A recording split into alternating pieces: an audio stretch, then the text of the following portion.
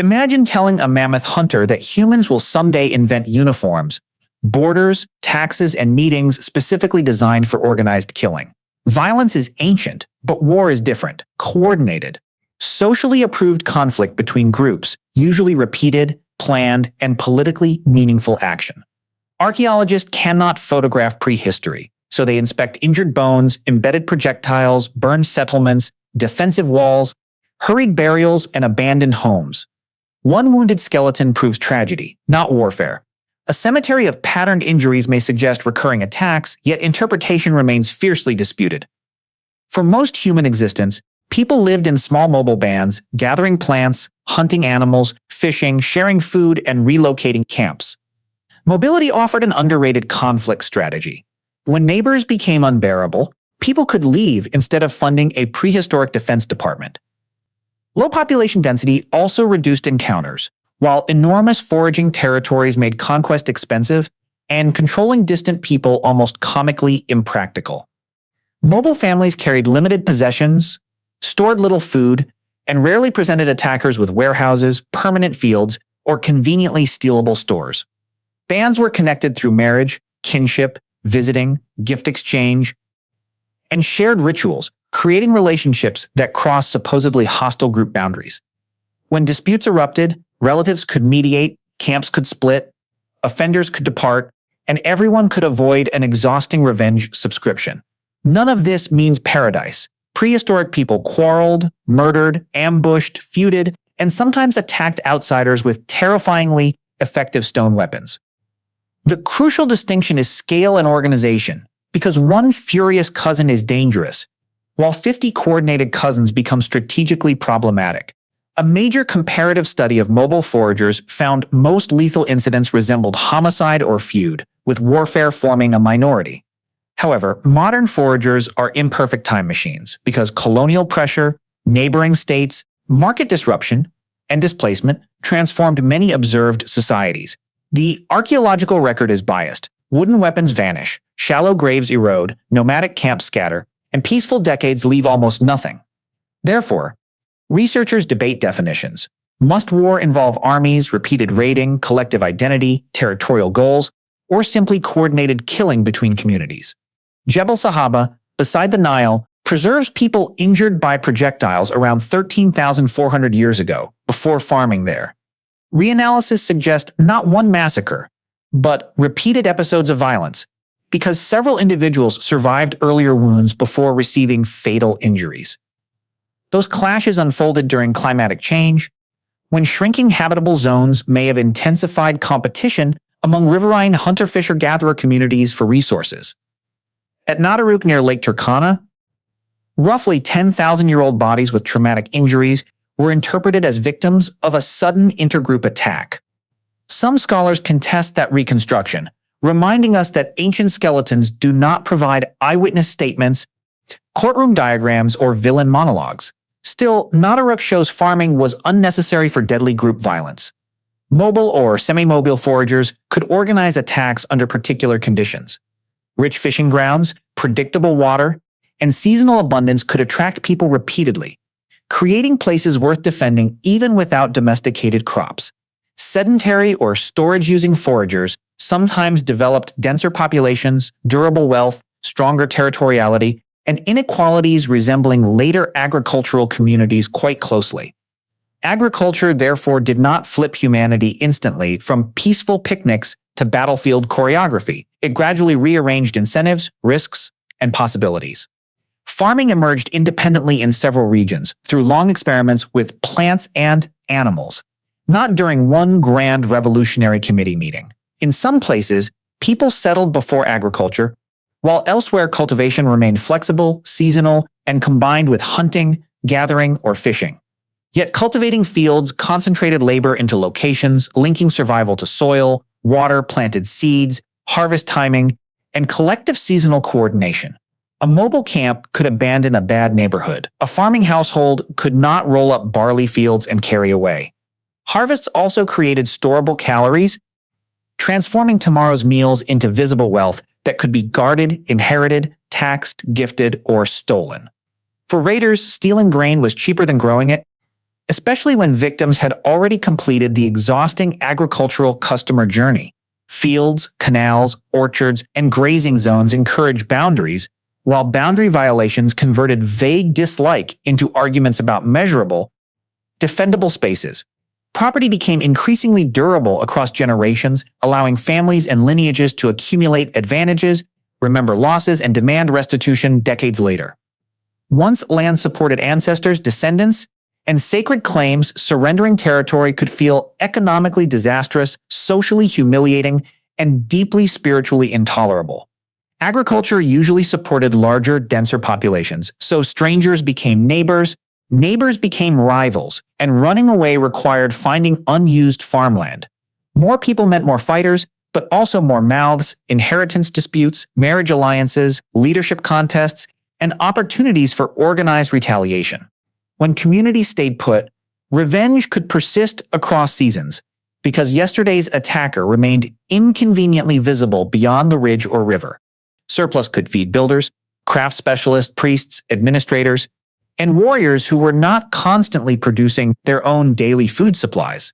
This specialization improved weapons, fortifications, logistics, scouting, and command, turning occasional angry crowds into forces capable of planning sustained campaigns.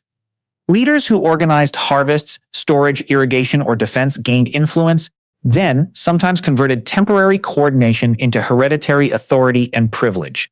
A chief could redistribute grain generously, but controlling the granary also meant controlling hunger, loyalty, rewards, punishments, and armed followers. Inequality raised stakes because elites possessed wealth to defend, commoners carried burdens, and defeated communities offered captives, tribute, or land. War could now enrich winners through livestock, stored food, labor, prestige, and territory, making organized violence profitable despite remaining dangerous. Villages built ditches, palisades, walls, and defensible hilltop settlements, expensive projects suggesting communities expected attacks or wanted potential attackers discouraged.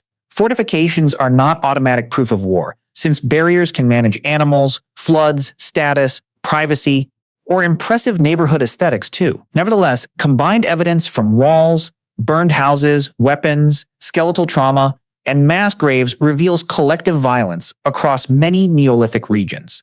Central European farming communities of the linear band ceramic tradition left several massacre sites, including Talheim, Asparnschletz, and Schoneck-Kilienstetten in Neolithic Europe.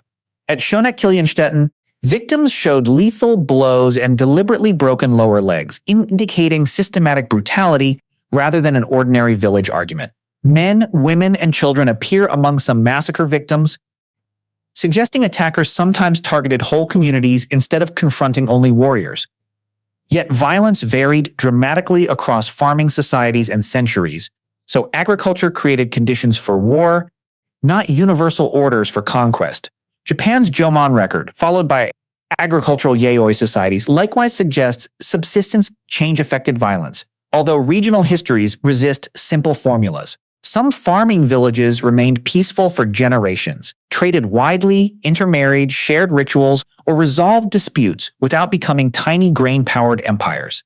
Agriculture mattered most when combined with crowding, scarce land, climatic stress, defensible wealth, inequality, and institutions capable of mobilizing fighters. Resource abundance could also provoke conflict by concentrating people around fisheries, fertile floodplains, trade routes, or productive land worth monopolizing. Where geography trapped communities between mountains, deserts, seas, or neighbors, losing territory became harder to solve through migration or separation. Predictable harvest seasons created raiding calendars. Attackers knew when granaries stood fullest, defenders were busiest, and vacations would be denied. Domesticated animals added portable wealth, encouraging theft, retaliation, and cycles of livestock raiding that could escalate beyond the disputed cow.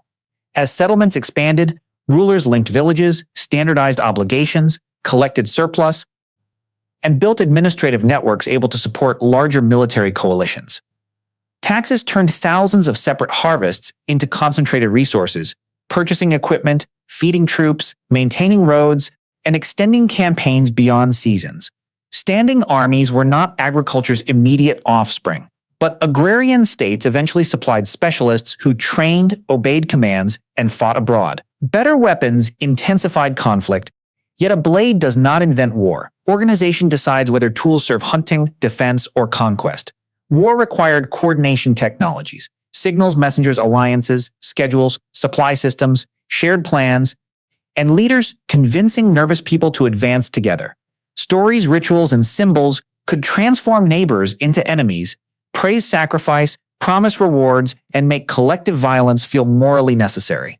These cultural tools did not erase fear. They organized fear, belonging, duty, revenge, and ambition into repeatable performances called war. Once warfare began, it created feedback loops. Attacks encouraged defenses. Defenses signaled wealth. Victories empowered leaders, and leaders sought victories.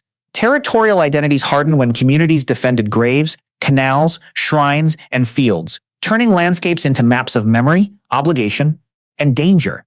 Surplus funded walls. Walls protected surplus. Protected surplus attracted specialists.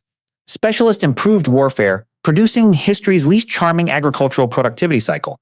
Successful war leaders gained followers and land, then used resources to fight again, making expansion a political career with benefits. Defeated groups might flee, merge, pay tribute, lose land, or become captive labor, spreading conflict's consequences far beyond battlefield casualties. Archaeology notices concentrated catastrophe more easily than ordinary cooperation because smashed skulls preserve clearer evidence than negotiations that quietly succeeded. Mass graves shout across millennia, while shared meals, successful mediation, and neighbors deciding not to raid, whisper, or disappear entirely. Preservation also favors settled communities whose houses, ditches, cemeteries, and burned layers remain easier to locate than temporary mobile campsites. Bone injuries require caution because accidents, executions, domestic violence, hunting mishaps, ritual practices, and warfare can leave confusingly similar traces. Burial samples may overrepresent certain ages, sexes, statuses, or communities, turning incomplete cemeteries into dangerously confident stories about entire populations. That is why no responsible archaeologist circles 1 year and announces, "Congratulations, humanity officially invented war on Tuesday before lunch." A better question asks when organized violence became frequent, institutionalized, economically supported, territorially focused, and powerful enough to reshape societies. The capacity for coalitionary violence is probably ancient, but enduring warfare systems appear unevenly, intensifying under ecological and political arrangements. Humans are behaviorally flexible. The same species can raid, reconcile, migrate, trade, intermarry, share territory, or construct institutions for peace. Cooperation made war possible because coordinated fighters depend on trust, communication, sacrifice, planning, and rules also essential for peaceful communities. Societies often developed councils, compensation, marriage alliances, hospitality, ritual truces, and neutral mediators, precisely because uncontrolled revenge was ruinously expensive. The lesson is not that agriculture doomed us, but that material arrangements can reward conquest unless institutions reward restraint more. Property, territory, surplus, inequality, and power did not mechanically produce war, yet together they enlarged its incentives, scale, and durability. Change those incentives, and humans can redirect coordination from raiding granaries toward trading harvests, managing water, or surviving disasters together.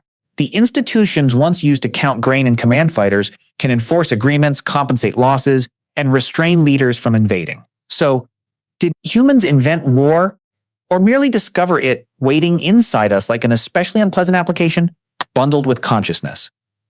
The evidence favors no simple answer, but warfare looks less like an eternal instinct and more like an institutional invention. And inventions, unlike instincts, can be redesigned when costs become impossible to ignore.